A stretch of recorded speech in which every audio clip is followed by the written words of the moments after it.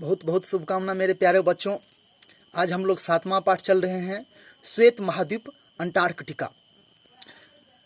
बच्चों, हम जानते हैं कि महाद्वीप का अर्थ होता है महादेश। विश्व में 7 महादेश हैं, जिसमें अंटार्कटिका भी एक है। इसे श्वेत इसलिए कहा जाता है क्योंकि ये हमेशा बर्फ से ढका रहता है।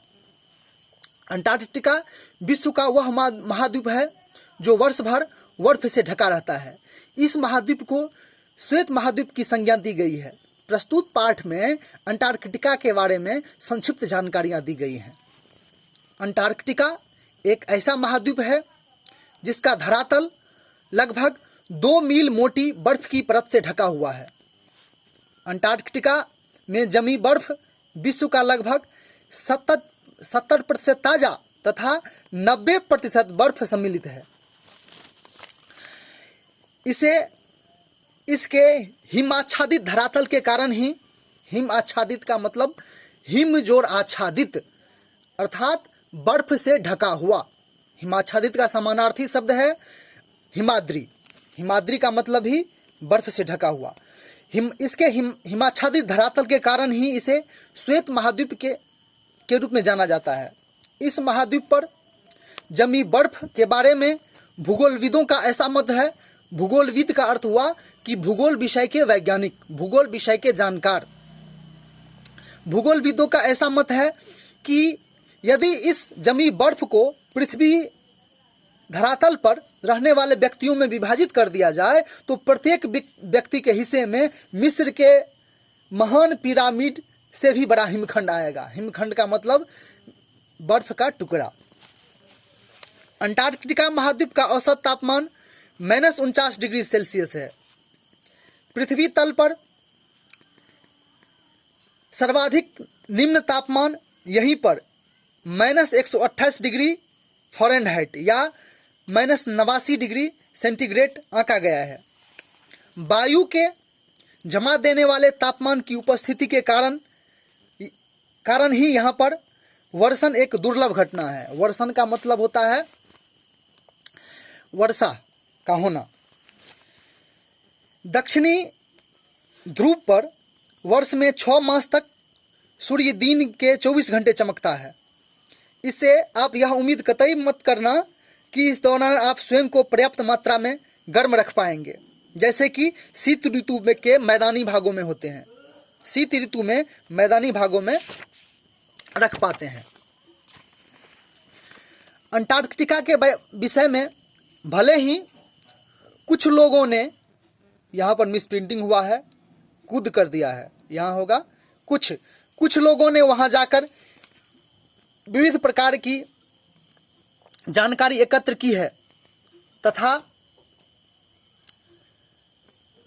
अब भी कर रहे हैं। तथापि इस महाद्वीप के बारे में अधिकांश जानकारी सैकड़ों मील की ऊंचाई पर अंतरिक्ष से एकत्र की जाती है। अंतरिक्ष का मतलब स्पेस। ऐसा कृत्रिम उपग्रहों के माध्यम से, कृत्रिम का अर्थ हुआ मानव द्वारा निर्मित, कृत्रिम उपग्रहों के माध्यम से संभव हो पाता है। इस महाद्वीप के विषय में यह बात भी विशेष रूप से जानने योग्य है कि कृत्रिम उपग्रहों के मार्ग अंटार्कटिका के जलीय तापमान, सागर के हिमावरण का मतलब बर्फ की परत तथा ओजोन परत के संकीर्णन एवं विस्तारण। संकीर्णन मतलब संकुचित होना और विस्तारण मतलब फैलना। संकीर्णन एवं विस्तारण का कारण बनते हैं। इन सब बातों का अंटार्कटिका जैव उत्पादकता का अर्थ हुआ कि जीवों से उत्पन्न होने वाला जैव उत्पादकता तथा भोजन श्रृंखला का अर्थ हुआ कि एक जीव दूसरे जीव को जो भोजन बनाते हैं उसको भोजन श्रृंखला कहते हैं। जैसे कीट को खाता है मेंढक, मेंढक को खाता है सांप, सांप को खाता है बाज। तो ये जो श्रृंखला चलता है इसी को हम आहार श्रृंखला या भोजन श्रृंखला कहते हैं। भोजन श्रृंखला पर प्रत्यक्ष प्रभाव पड़ता है। उदाहरणतः सागर के हिमावरण में परिवर्तन के फलस्वरूप क्रील नामक छोटी मछलियों की संख्या काफ़ी कम हो गई है, जो व्हेल और पेंगुइन का प्रमुख भोजन है। अंटार्कटिका महाद्वीप में किसी प्रकार का अस्थायी आवास विद्यमान नहीं है, अर्थात यहाँ जनसंख्या का वसाव नहीं पाया जाता है। किंतु इस महाद्वीप पर अनेक देशों ने अपने शोध केंद्र का मतलब रिसर्च सेंटर, खोज करने का जगह जहाँ रहता है, शोध केंद्र अवश्य स्थापित कर रखे हैं। इन शोध केंद्रों में रहकर वैज्ञानिक विविध प्रकार के अर्थात अनेक प्रकार के शोध करते हैं। इनमें कुछ देशों के शोध केंद्र तो वर्ष भर अस्थायी रूप से बने रहते हैं, जबकि कुछ वार्षिक अनुबंध का मतलब होता है समझौता, वार्षिक समझौता के आधार पर कुछ ही समय के लिए अस्थायी तौर पर स्थापित किए जाते हैं। अंटार्कटिका की जमा देने वाली जलवायु गहन वनस्पति मतलब घना पेड़ पौधा, गहन वनस्पति की अनुमति प्रदान नहीं करती। जमा देने वाला तापमान, निम्न गुणवत्ता वाली मिट्टी अर्थात लो क्वालिटी वाली मिट्टी, आर्द्रता की कमी, आर्द्रता का अर्थ होता है नमी यानी पानी की मात्रा की कमी तथा सूर्य के प्रकाश का अभाव वनस्पति की वृद्धि में विशेष रूप से बाधक बनते हैं। अर्थात वहाँ वन क्यों नहीं उगता है, तो पानी की कमी हो जाती है और सूर्य का प्रकाश नहीं हो पाता है, इसलिए वहाँ वनस्पति कम मिलते हैं। यही कारण है कि इन महाद्वीप में वनस्पति का विशेष अभाव पाया जाता है। यहाँ अधिकांशतः कोई और लीवरवर्ट ही पाए जाते हैं। इस प्रकार महाद्वीप में उपस्थित वनस्पति केवल ग्रीष्म ऋतु के कुछ हफ्तों में वृद्धि करती दिखाई देती है। इसकी वनस्पति में मुख्यतः लाइकेन, शैवाल, फफूंद आदि सम्मिलित हैं। अंटार्कटिका में लाइकेन की 200 से अधिक प्रजातियां पाई जाती हैं। प्रजातियां का मतलब टाइप, लाइकेन का टाइप। अंटार्कटिका में पाए जाने वाले जंतुओं में कुछ रीढ़कारी जंतु शामिल हैं। रीढ़कारी मतलब जिसे रीढ़ होता है। इसमें अधिकांशतः सूक्ष्मदर्शीय मतलब बहुत छोटा